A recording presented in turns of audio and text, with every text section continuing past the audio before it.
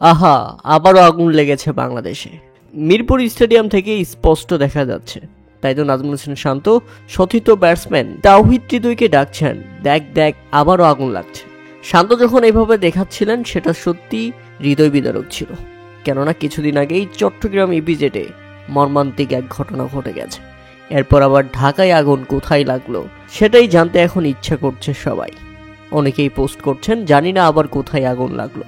হ্যাঁ দর্শক, আগুন লেগেছে হযরত শাহজালাল আন্তর্জাতিক বিমানবন্দরে স্কাই ক্যাপিটালস ইম্পোর্ট এগ্রো এরিয়ায় আগুন লাগার ঘটনা ঘটেছে। দুপুরের দিকে আগুন লেগেছে। ইতিমধ্যে ফায়ার সার্ভিসের 4টি ইউনিট কাজ করছে। তবে স্টেডিয়াম থেকে ব্যাপক ধোঁয়া দেখে আতঙ্কিত হয়ে পড়েছে ক্রিকেটাররা পর্যন্ত। আগুন লাগার ঘটনা ঘটেই যাচ্ছে। এটা বাংলাদেশের জন্য গজব নাকি অভিশাপ সেটা বলতে পারবো না, তবে আল্লাহ আমাদের সবাইকে হেফাজত করুক। কোনো একটা জায়গায় আগুন লাগলে ব্যাপক ক্ষয়ক্ষতির মুখে পড়ে যায় দেশ ও জাতি।